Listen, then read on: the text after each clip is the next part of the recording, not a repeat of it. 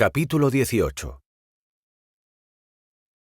Sentado sobre un tocón, Ackerman extrajo su pipa y, con los codos apoyados sobre las rodillas, la encendió mientras Ux miraba la actividad que se desarrollaba a su alrededor. Había pasado cerca de 1 hora desde que habían apurado sus cuernas en la taberna y Yurgo los condujo al campamento tiriano para pedirles que esperaran allí. Después, el hombre se había alejado unos metros para hablar con varios de los suyos. ¿Cuál será mi papel en ese consejo?, preguntó Ux, que había dejado de observar el correteo de 2 críos. Comunicarme lo que digan sus líderes. ¿Yo? Es que tú no vas a estar presente. Ackerman detectó cierta angustia e inseguridad en su tono de voz. Cálmate, Ux. Claro que estaré. Entonces, ¿para qué me necesitas? No entiendo nada. El pueblo tiriano, además de ser bastante hermético, es completamente matriarcal. Su consejo está compuesto por mujeres, ancianas que gobiernan los clanes con sabiduría y experiencia. Solo se comunican con otras mujeres. Por tanto, un hombre puede exponer su problema o consulta ante ellas, pero siempre deberá ir acompañado por una mujer para recibir las respuestas.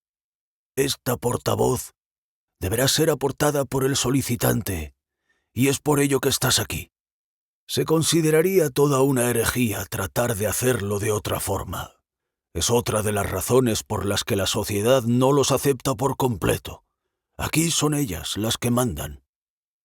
Me gustan estos otirianos, respondió Ux alzando las cejas y esbozando una sonrisa. Ackerman también rió por lo bajo antes de llevarse de nuevo la pipa a los labios. Comenzaba el ocaso cuando levantó la vista y atisbó que la puerta del carromato donde había entrado Yurgo volvía a abrirse y, después de que éste intercambiara un par de palabras con otro hombre, lo acompañó hasta otro carro más grande.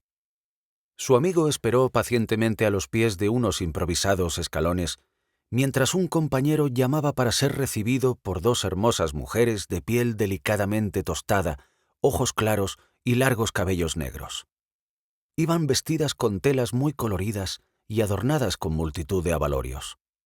Yurgo las ayudó a descender ofreciéndoles su mano y las acompañó hasta donde ellos se encontraban. «Levántate, Ux», pidió Ackerman. «Vienen hacia aquí». Cuando los separaban apenas 5 pasos, las mujeres se detuvieron y asintieron hacia Yurgo. Este, tras un gesto de aquiescencia, se acercó a ellos. «Son las asistentes del consejo», explicó. «Tu petición será atendida solo si ganas una partida de Taxal oracular. ¿Estás de acuerdo?» «Desde luego», respondió antes de mirarlas para ofrecerles una silenciosa y sutil reverencia, que fue aceptada con elegancia por parte de ambas mujeres. «Bien, ellas lo supervisarán», dijo el otiriano antes de apartarse a un lado. Sin más, una de las mujeres dio las órdenes para dotar al lugar de la luz, la mesa y los asientos necesarios para que se produjera la partida, mientras la otra se retiraba de nuevo hacia el carromato. Pronto se formó un nutrido corro a su alrededor. Mientras, un grupo de guardias, ataviados con pintorescos uniformes compuestos por túnicas con intrincados diseños bordados en hilo dorado, tomaron posiciones para controlar a los presentes, cada vez más numerosos debido a la rapidez con la que corrió la noticia, y proporcionar el espacio necesario, así como para velar por el ambiente propicio para la concentración de los contendientes. ¿Y yo qué hago?, preguntó Ux sintiéndose desubicada. «Espera aquí conmigo», propuso Yurgo colocándose unos pasos a su espalda. Ackerman se lo agradeció con un gesto, al tiempo que percibía que, a un lado del gentío que se había acercado para ser testigo del importante acto ceremonial, iba abriéndose un pasillo por el que transitaba una de las bellas asistentes, acompañada de otra mujer. Al parecer, todos los representantes y líderes del consejo vestían con la elegancia y fastuosidad que correspondía a sus cargos, pues la anciana que caminaba a su lado lo hacía con una túnica de tono morado oscuro, sobre la que descansaba un espléndido collar dorado y cubría sus cabellos grises con un pañuelo del mismo color. La gasa se mantenía sujeta en su lugar gracias a una cadena que rodeaba la parte superior de la cabeza con cuentas planas y redondas, más pequeñas, a juego con las que llevaba al cuello. Avanzaba con lentitud mientras se ayudaba de un bastón del que colgaban cintas de colores y los cabos anudaban piezas de madera con runas talladas. A pesar de su dificultad para caminar, la señora desprendía un aura de solemnidad que lo impresionó y no pudo menos que levantarse y mostrarle su respeto con humildad, con otro reverencial saludo, esa vez mucho más acusado. Los presentes inclinaron la cabeza en señal de veneración mientras la anciana tomaba asiento y, con un gesto, indicaba que se proveyera a la mesa para comenzar. La otra mujer, que no se había apartado de ellos en ningún momento, señaló a Ackerman que ya podía sentarse. Lo hizo mientras su compañera colocaba ante ellos 4 dados de 6 caras, llamados ute, y uno de 4, denominado pa. Inmediatamente después, la primera también se acomodó junto a ellos, provista con útiles de escritura y otro recipiente vacío, tras lo que comenzó a hablar en su idioma al tiempo que trazaba símbolos en el pergamino. «Sean los dioses convocados a esta mesa de Utepa», tradujo Yurgo, «para decidir si el Slor Ackerman, invitado por Yurgo, del clan Gris, es digno de dirigirse al consejo. Lord y Demis guarden la contienda y hablen sabiamente». «¿Qué es un Slor?», oyó que Ux preguntaba a Yurgo mientras la mujer prendía fuego al pergamino como parte del ritual.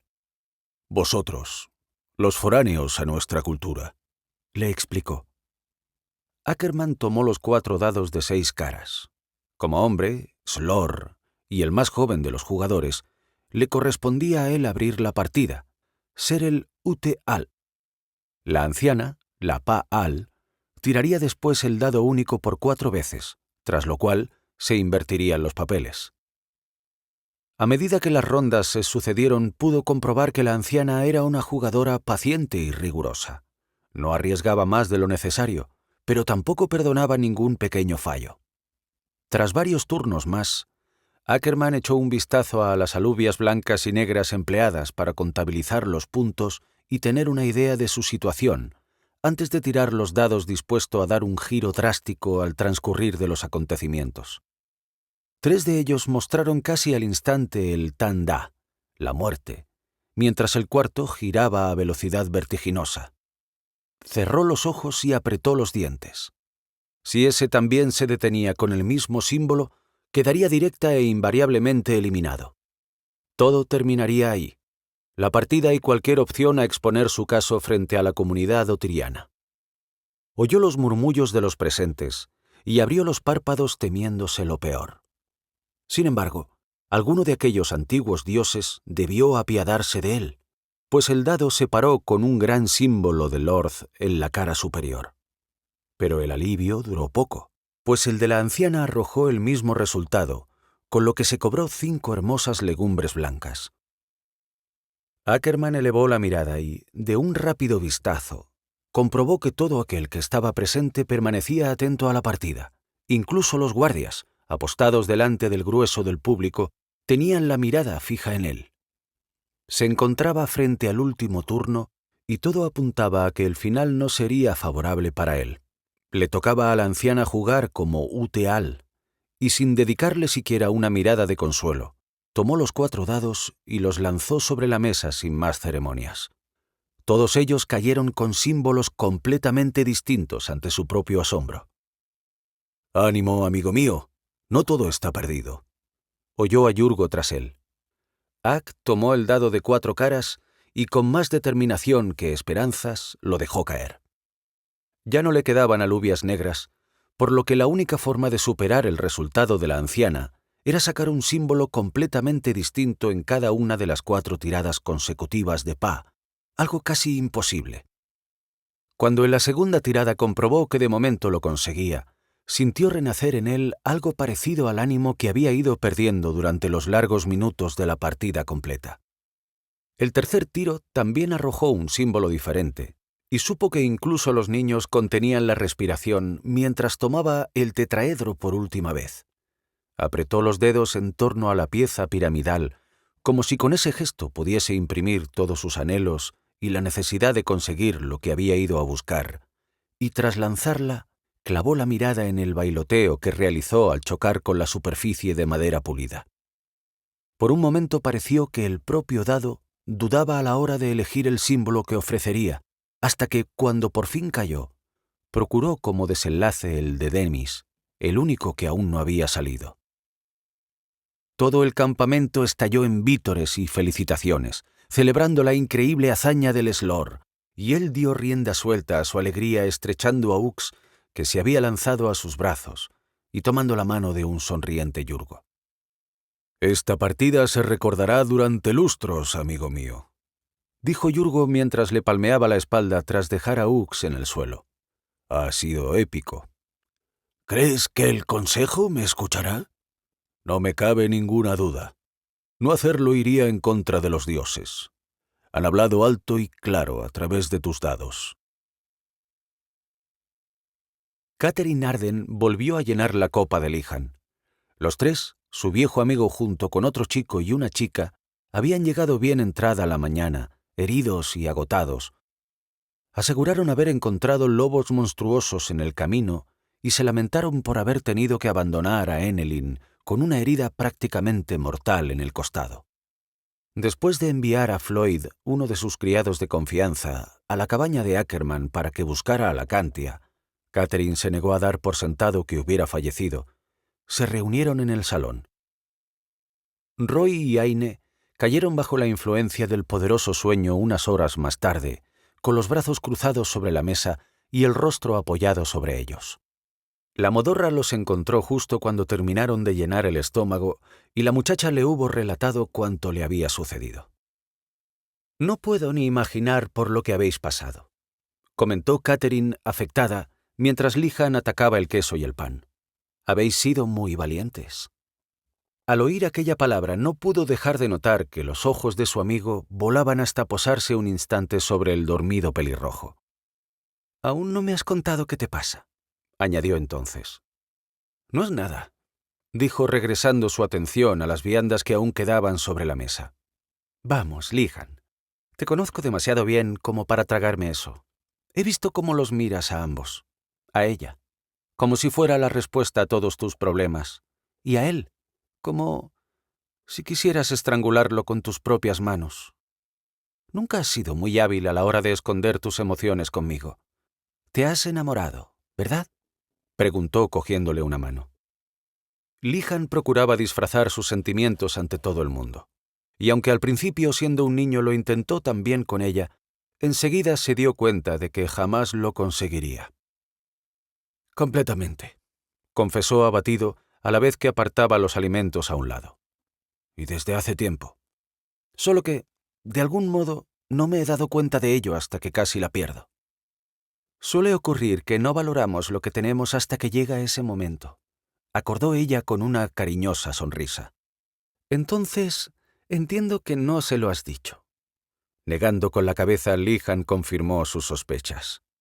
«Ay, querido, el amor es algo que se debe celebrar y compartir, no encerrarlo a cal y canto en el corazón de uno hasta que se enquista. Ahora no es el momento. ¿Crees que hay momentos buenos y malos? Debes hacérselo saber. ¿Cómo te habrías sentido si Aine hubiese muerto por esa herida? O si Enelin, añadió con una plegaria por su bienestar, no hubiera podido ayudarla con el vínculo. ¿Te habrías perdonado no haberle dicho que la amabas? ¿Y si ella...?» La mirada del muchacho volvió a recaer sobre Roy. «¿Eso es lo que temes?», preguntó leyendo a la perfección su gesto de derrota. «Es mayor que yo, más alto, más atractivo y más... experimentado. Es difícil competir contra algo así». «Eso es otra cosa que estás haciendo mal, Lihan. Te centras en él en lugar de hacerlo en ella. Deberías destacar, frente a sus ojos, tus propias aptitudes, que son muchas y maravillosas. Crees que Aine os compara y estoy segura de que no es así. No me ha parecido de esas. La he observado mientras me contaba lo sucedido y he visto que te tiene en muy alta estima». «¿Tú crees?» «Desde luego». Ambos callaron cuando oyeron los cascos de los caballos de un numeroso grupo de soldados atravesar la cancela hasta llegar a la puerta principal. Catherine se acercó a una de las ventanas, creyendo que su padre se había adelantado en su regreso a casa. —¿Es tío Robert? —preguntó Lihan a su espalda. —No, son soldados de la Inquisición —respondió. —Vienen a por nosotros —sentenció el muchacho con evidente ansiedad. Tarde o temprano tenían que enterarse de nuestra fuga. —No digas tonterías —lo contradijo ella sin quitar ojo a lo que ocurría al otro lado de la ventana. —¿A santo de qué iban a venir aquí a buscaros? Lihan estaba a punto de responderle, pero Catherine se puso el índice sobre los labios para pedirle silencio, cuando percibió que uno de los soldados, el más grande y mal encarado, descendía de su montura para luego golpear la puerta con saña, usando su puño como un martillo. —Ese es Volken —dijo a Lihan al reconocerlo—, la mano derecha del inquisidor Datheburg —añadió sin esconder el asco que le producía incluso pronunciar su nombre. —¡Abrid la puerta! —exclamó el soldado con voz grave y rotunda. Se alejó de la ventana cuando una nueva descarga de golpes contra la gruesa madera que conformaba la entrada retumbó en las paredes. Enseguida apareció su ama de llaves para recibir instrucciones. La mujer parecía nerviosa y se retorcía las manos sobre el delantal. —Vamos, Lihan, despiértalos —dijo señalando a Roy y a Aine. —Beth, averigua qué quieren. Ordenó a la mujer, que asintió y salió del salón para dirigirse hacia el zaguán. Mientras Lihan espabilaba a los demás, Catherine se acercó a la entrada del salón. Desde allí, buscando el ángulo adecuado, podía atisbar la puerta principal sin ser vista. Acompañó los últimos pasos de la carrera de Beth y la vio manipular el cerrojo para atenderlos.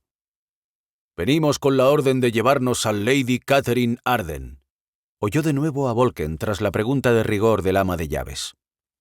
—Sir Robert no se encuentra en casa en este preciso momento y tengo órdenes suyas de no dejar pasar a nadie en su ausencia. Así que, si son tan amables, regresen en otro momento o soliciten una audiencia con él —recitó la mujer con el mentón alzado y una seguridad que no sentía. —Como guste —dijo Volken por toda respuesta antes de elevar la mano y asestarle una sonora y potente bofetada con el embés que la hizo caer al suelo. Una de las criadas, que en ese momento atravesaba la entrada para dirigirse a las cocinas, gritó aterrorizada al contemplar la violenta escena. Con el corazón encogido, Catherine no supo cómo reaccionar cuando el guardia ordenaba a los demás que desmontaran. ¿Por qué vendrían en su busca? Estaba claro que no era para amonestarla por alguna falta cometida sin querer. Dudaba mucho que la Inquisición se tomara tantas molestias por algo así.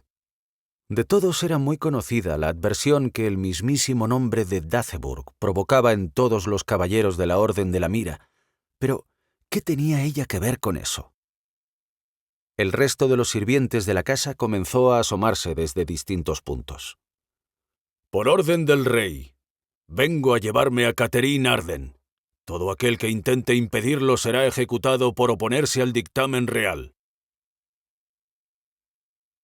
Datheburg se sentó en uno de los sillones frente a la chimenea y se entretuvo con el movimiento de las llamas que lamían los troncos a medio consumir. A lo largo del día había estado ultimando detalles en la preparación de lo que se avecinaba, pero todavía tenía guardado algún que otro as en la manga. Planes alternativos por si el primero no arrojaba los resultados necesarios. Alargó el brazo hasta la mesita auxiliar para alcanzar la copa de vino y, tras tomar un trago, dejó que el caldo templara su garganta. Disfrutaba de instantes como aquel, previos a la consecución de unos objetivos que le reportarían aún más poder, o eso quería creer. Atrás, olvidados en algún rincón oscuro y lejano de su memoria, habían quedado los momentos en los que miraba con rencor a aquellos que no sabían reconocer su valía, para después regocijarse al pensar en que todos ellos criaban malvas desde hacía muchos años, pudriéndose bajo el yugo del paso del tiempo. Bien era cierto que, como cualquiera, se preguntaba acerca del sentido de su existencia, pero al menos podía hacerlo rodeado de todas las comodidades y beneficios que le reportaba su posición, se dijo con humor, mientras alzaba la copa para brindar por sí mismo antes de llevársela a los labios. Mientras bebía notó que el vello de su nuca se erizaba al tiempo que la puerta trasera del salón, disimulada bajo la apariencia de un hermoso tapiz, se abría lentamente. Celebro que hayáis decidido usar la entrada que hice construir. Encontraros de pronto y por cualquier parte comenzaba a resultar irritante y peligroso. Saludó a su visita. Viendo que ésta no respondía a sus palabras, se levantó para rodear el sillón y mirarla. Solo entonces, Rivka avanzó hasta el asiento gemelo al suyo para acomodarse, dejó su curioso bastón apoyado a su lado y le hizo una señal para indicarle que él también podía hacerlo. Lo que siempre ha sido irritante para nos es vuestra falta de modales, dijo tras el velo negro con aquella voz que siempre había evocado en él unas garras arañando la madera. Afortunadamente, el alzamiento está cerca. Informadnos acerca de los preparativos. Ya tengo bajo mi control el refugio pastoral para facilitar la entrega. ¿Podéis garantizarla? Por supuesto. En un par de horas haré sonar los alfornes y se prenderán los fuegos verdes, explicó Ufano. He sobornado a suficientes testigos que asegurarán haber visto hordas de brujas salir de los bosques. Exias, lo corrigió. ¿Qué? Somos exias, repitió. Como queráis, dijo. Pero para la población sois brujas. Eso solo demuestra la ineptitud de la mayoría de los humanos. Y aunque a ellos se les pueda excusar por su ignorancia, ¿qué podríamos alegar para perdonar la vuestra? Que os he sido de mucha utilidad a lo largo de todos estos años, sugirió. También habéis sido recompensado por ello, respondió Rivka. ¿Acaso esto se parece al cuchitril frío y oscuro donde dormíais aquella primera noche en la que os visitamos? ¿Los tejidos con los que confeccionan vuestra ropa son como esa lana áspera e incómoda que usabais antaño? ¿Los manjares de los que habéis disfrutado tienen algo que ver con el mendrugo y el rancho con los que antes os alimentabais? ¿Vuestra salud ha requerido de algún galeno desde entonces? Corregidnos si nos equivocamos, pero ¿no es cierto que acusabais una grave afección respiratoria? Daceburg tuvo la sensatez de mantenerse en silencio mientras la arpía enumeraba una parte de los beneficios obtenidos durante su acuerdo. En varias ocasiones había intentado tratar con ella el tema de su futuro, o al menos averiguar qué sería de él cuando el alzamiento de Adracel ya fuera un hecho, pues era un asunto que comenzaba a robarle el descanso. Sin embargo, cada vez que Rivka notaba que su conversación podría derivar hacia ese punto, le recordaba sin pudor que él no era más que una marioneta a la que habían vestido con sedas y cubierto de oro para que pesara más que ninguna otra en Artana, incluso más que el propio rey. La observó tamborilear con los dedos sobre el reposabrazos del sillón, como si estuviese decidiendo qué hacer con él. Intranquilo, se levantó y caminó hacia la mesa principal para rellenar su copa. Como muestra de gratitud, ¿puedo ofreceros una ofrenda de paz?, dijo, mostrándole la jarra de vino y una copa vacía de la bandeja. No, respondió ella. Y Daceburg supo que había omitido el gracias de manera deliberada por la pausa que hizo antes de continuar. Debemos encargarnos de otros asuntos, pero volveremos a Evión para ver vuestros fuegos artificiales y comprobar personalmente que todo ocurre según lo planeado. Sin esperar respuesta de su parte, Rivka desapareció tan rápida y silenciosamente como había llegado. Daceburg soltó el aire que sin saberlo había estado reteniendo, apuró la copa de un solo golpe, y sus ojos recayeron en el fondo vacío, tan cercano como su propio final.